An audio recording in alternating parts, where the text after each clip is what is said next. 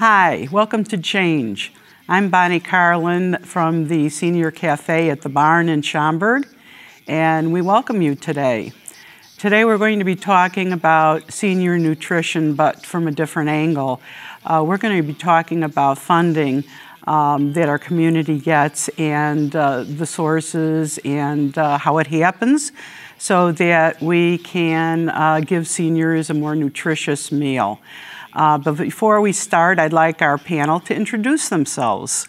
I'm Barbara Adrianopoli from the Schaumburg Township Library. I'm Rob Mavis, Manager of Community and Agency Relations at Age Options. Hi, I am Kiran Chaturvedi from Schaumburg Barn Cafe, and I look our nutrition program. You all know me. We do, Karen. I want to ask Rob the first question. What is the role of the Older American Act in encouraging nutrition for seniors? So the Older Americans Act really lays down the foundation for a lot of the older adult services that are in our area, or actually across the nation. There are two primary acts that focus on nutrition. One is, or actually it's one act with different segments.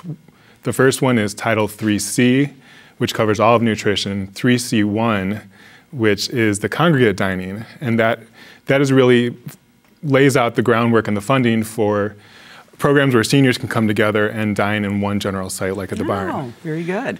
There's also Title 3C2, which covers a home delivery meals program, and that's for seniors who cannot get out of their homes and go to the congregate dining sites. And this way, volunteers and staff bring out the meals to where they are. Very good. What is your agency's role in this? Sure. Age Options is one of the area agencies on aging for the state. We're one of 13 throughout the state of Illinois, and we cover all of suburban Cook County, so all of Cook County minus the city. And what we do as an area agency on aging is that we plan, coordinate, fund, and advocate for services for older adults. So in the case of nutrition programs, what we do is we actually receive federal and state funds and for nutrition programs, and then we do a request for proposals and seek out programs that are willing to provide nutritious meals to seniors throughout the area. In other words, they can apply for those grants through you. Right. Is that correct? And then once they're funded, we actually do monitoring to make sure that they are within the standards of the program. Okay. What other type of funding do we see in our community besides that? Is there any other type of funding? For nutrition programs? Well, one thing is that we ask each of the nutrition sites that we fund to supplement the program with their own funding. So in many cases, an agency may find a local corporation or individual donors who will assist, or sometimes it's local governments that help out with that. Or even fundraising, correct? Correct, yes. Yeah. Okay. What is the role you think the local government can help in this program? You know, it's tough. I mean, I think we're all aware that local governments and all governments in general are really strapped for money right now. So I think one way that local governments can do if they aren't able to give funding to support the program, they can use some of their connections to connect the local programs to other donors. They can supply volunteers or promote the events or promote volunteer recruitment, things like that. And at the barn, Karen, don't we have the Rotary AM Club that gives you a stipend every year? And we also have Alden, Poplar Creek, the healthcare facility that gives, donates to a program one day for lunch, and then once a month, isn't it? Right. And we also have like Omega Restaurant that accepts donations, right? No, Omega Restaurant, we approached first time to them, and thanks to one of our volunteer and council member. She is a special chairperson for special events, Esther Alm and her husband, Dale Alm. So they have very personal relationship with the friendship with the Omega. And they agreed that, okay, they will put some, container there, canister there, so we can raise our money, because March is Nutrition Month. And we are planning to, every year we honor Older American Act. We celebrate their anniversary. And also we raise some fund so no senior should go hungry. And it is Omega's kindness, okay, put your canister here, and their patrons are coming, whatever, they can. You did sometime. And I saw the little jar. Yeah, we even have a container inside the barn, don't we, Karen? Yeah, we do there too. Yeah. So because I ask seniors if once a week, 50 cent, quarter or dollar you put, and you can see how much we can, raise that much. And that is reaching quite a good goal on that. I cannot disclose that because council will announce that. Okay? That's right, at the end. But it is very good, thing. And also Harris Bank helps us. That's right.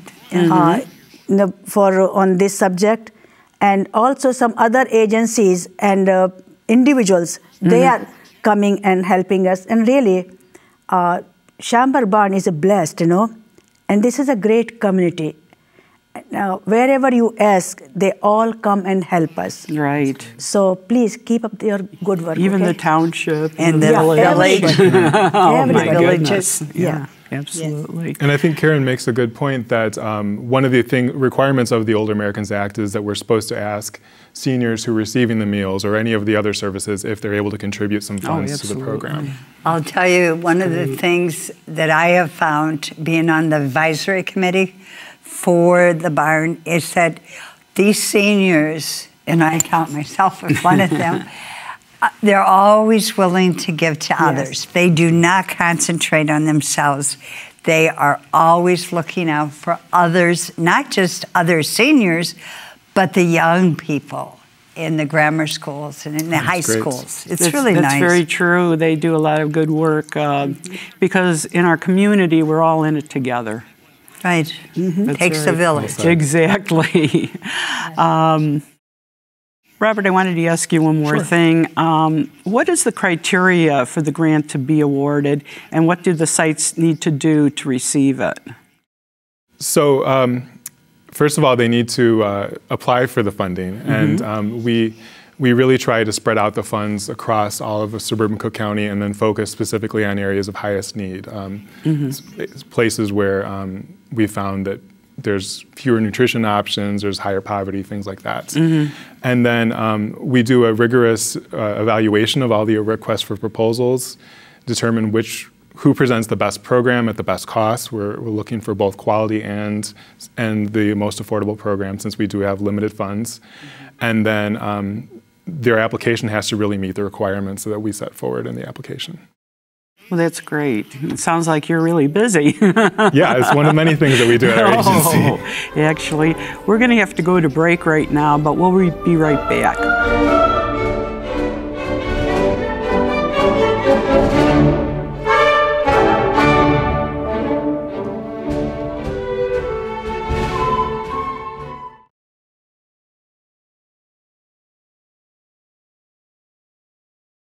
Welcome back. We're talking about funding for senior nutrition in the northwest suburbs, especially for Schaumburg and Hoffman Estates. And we wanted to ask Rob, in the northwest suburbs, how many agencies get grants for nutritious lunch programs? Depending on how you define northwest suburbs, it's about 8 programs in the area. And do you want to talk about them to explain, like, what they are? There's a number of sites. There's a mixture of congregate sites, as I had mentioned, sites where seniors can come out and really get a chance to meet each other and hang out and also get a very nutritious meal. And then within a lot of those, there's also the home delivery meal programs that come out of them. Okay, and with the home delivery, is that handled differently by your agency or like separated, or is that all one program? In many cases, it's both the agency that does the congregate dining program also does the home delivery meals program, but in some cases they separate it out and one agency does the congregate dining program and another one does the home delivery meals program. Oh, okay. And how do you manage to divide the geographical area between, suppliers? Well, to a large extent, we cast a net and we figure out who's interested in applying for it. And we've done a really good job of really fostering a lot of interest in our programs. So this last round where we had the request for proposal, there's a lot more competition, which is good for bringing out the quality and also bringing around competition and savings in meal costs and program costs. And then we look to make sure that these sites are distributed evenly across the area. Then I have one question. You said one group is doing home delivery meal in one place and one group is serving congregate meal, but they are sharing that same refrigerators and everything. It is no conflict in that. What is this company and who is for this company and their workers, because two agencies are in one place, right, as you said? Depending on the location. In some cases, if for they actually run all example, as different much sites. I know, for example, like Arlington Heights, Okay. Catholic Charity is serving lunch there, right? Right. And Community Nutrition Network is delivering food there. Correct. So, two different agencies with their employee and all their stuff, it is not a conflict there, or it is going smoothly, how it works then? As I understand it, it's actually gone pretty smoothly. Okay. They're working under the auspices of the senior center there, and I think it's a requirement of the senior center that they work together well. That's good then. And how do you monitor the contractors to make sure everything is going smoothly? There's a number of ways that we monitor the contractors. One of them is financial, so we receive requests for payments on I believe it's a monthly basis. And then so we look to make sure that they're spending their funds within the allocated amounts, so they're not overspending or underspending.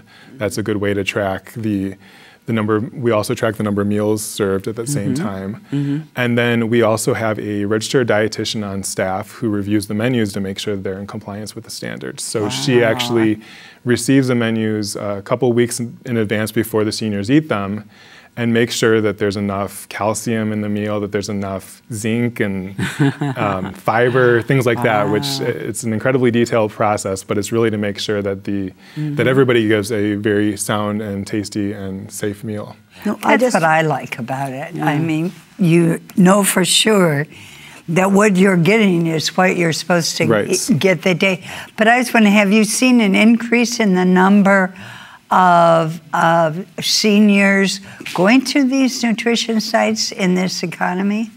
Actually, there's been an increase in demand for the home delivered meals programs. There's actually been a slight decrease over time, over the last couple of years, for the congregate meal sites. Oh, interesting. So what do you think, how we can increase or address that, problem or challenge, I will say that, so what is lacking there, how we can work on that?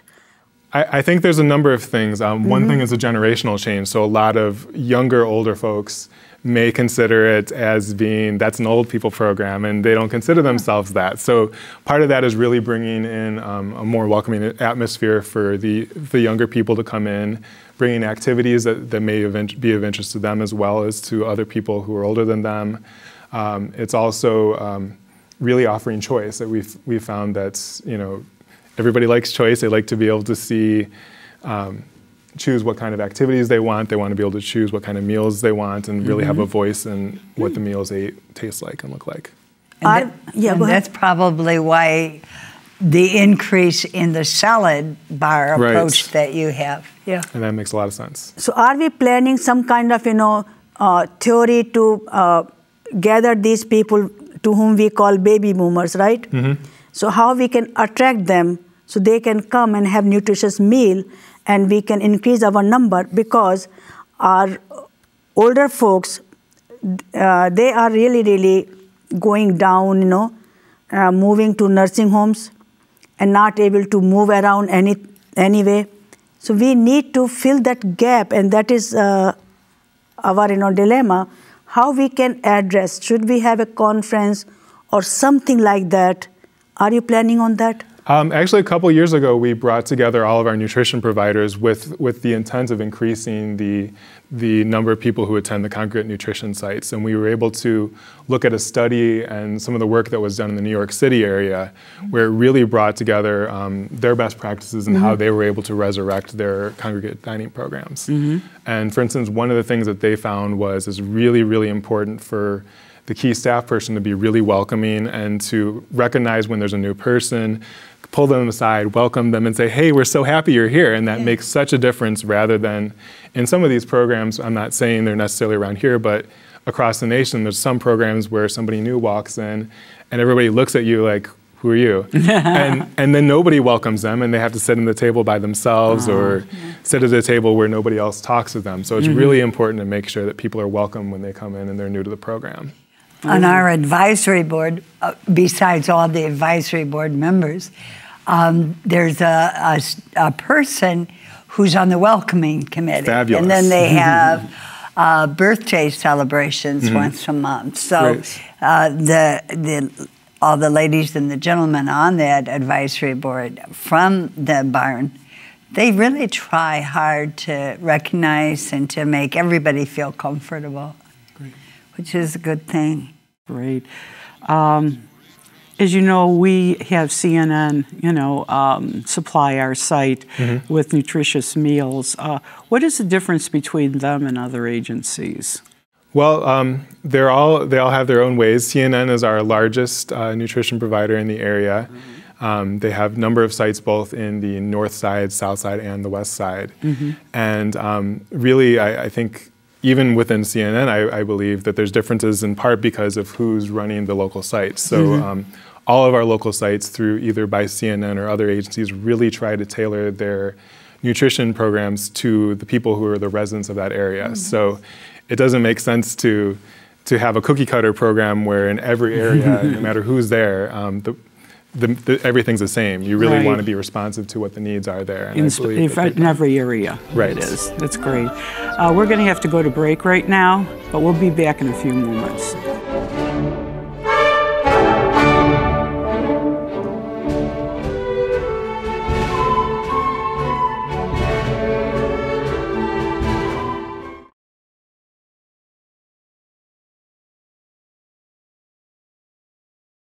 Welcome back. We're talking about funding and senior nutrition in our area. And we wanted to start with another question about the way food is served. At the barn, we have the closed module system where each food that was served is in its own little module and heated up. And I think some people have the open kitchen module, not module, but open kitchen service where things are cooked and served in large containers and just sort of dished out. How do you feel about the hygienic value of each system?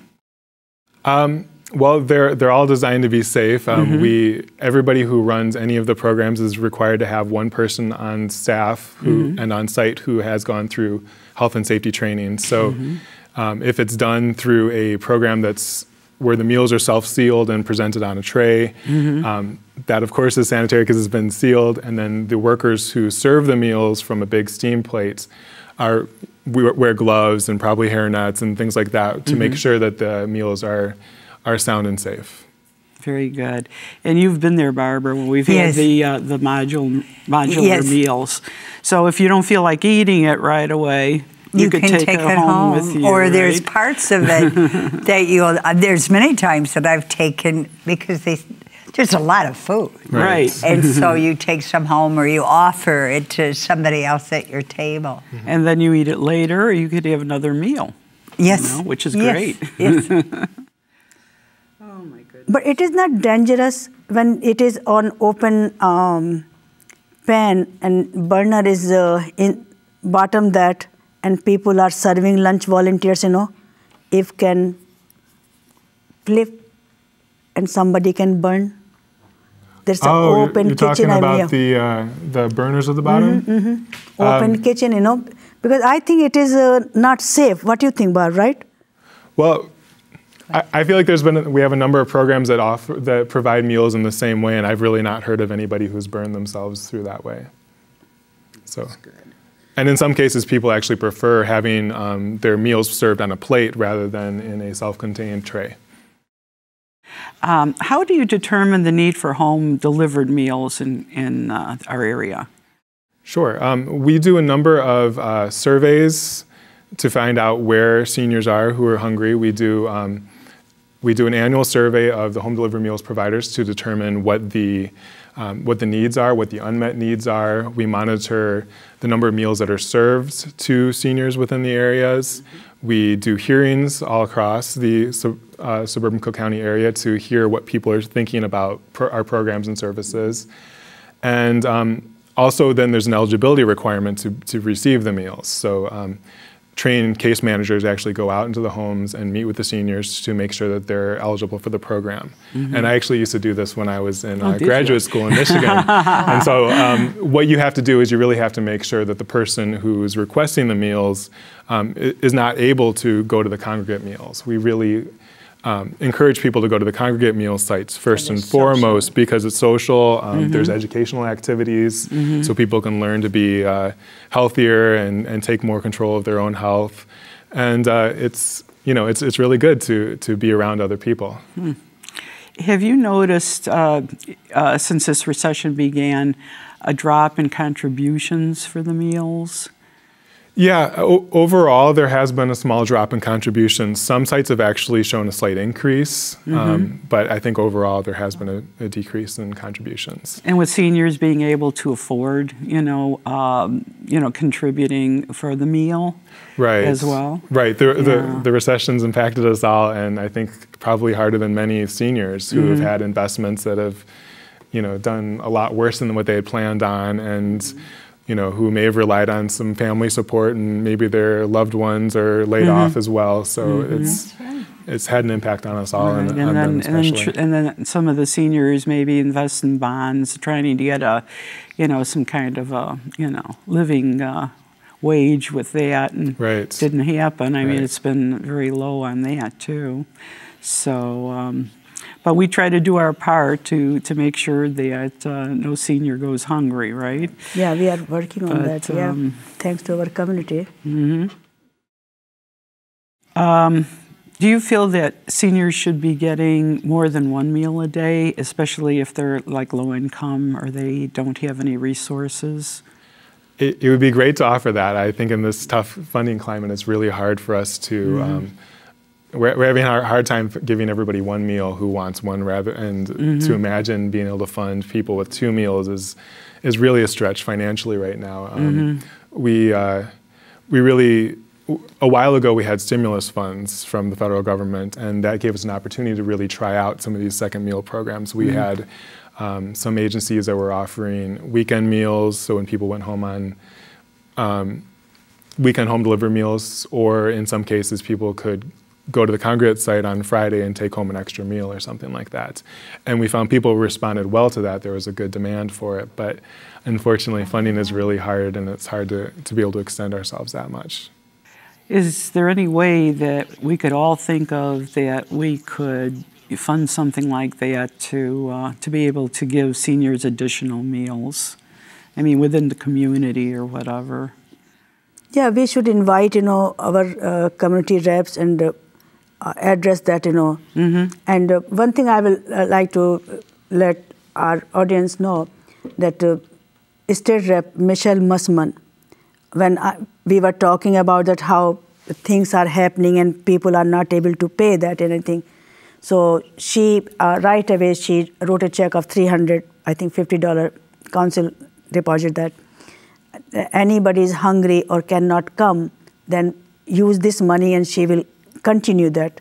She is the first state rep, right away the check.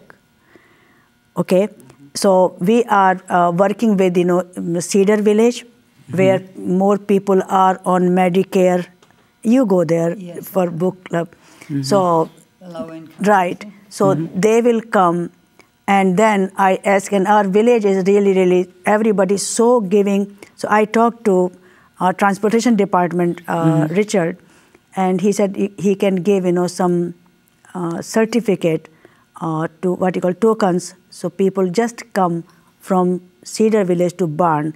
They cannot use those free pass, go to Woodfield Mall. Okay, you got that? Okay, I'm going there. So you can see how everybody is looking welfare of our seniors and disabled people. And so that is, good news, and we are working on that and see how it, and great people are here, yeah. And I think, Karen, that your group of people and everything would never allow anybody who came not to have a meal because they didn't have any money. I mean, you would provide it. Well, and that's a requirement of Older Americans Act. Anybody who receives our funding for these nutrition programs cannot turn somebody down if they can't afford a contribution. No, nobody goes hungry from the barn. And I want to thank all of our guests for being on the panel today. And if there's anybody interested in coming to the barn for a great meal or the fresh bar, please call Karen at 847-524-7496. And also, please join us that no senior should go hungry. And whatever the need is there, come and help us, okay? Because it is a great community. Okay, bye-bye for now.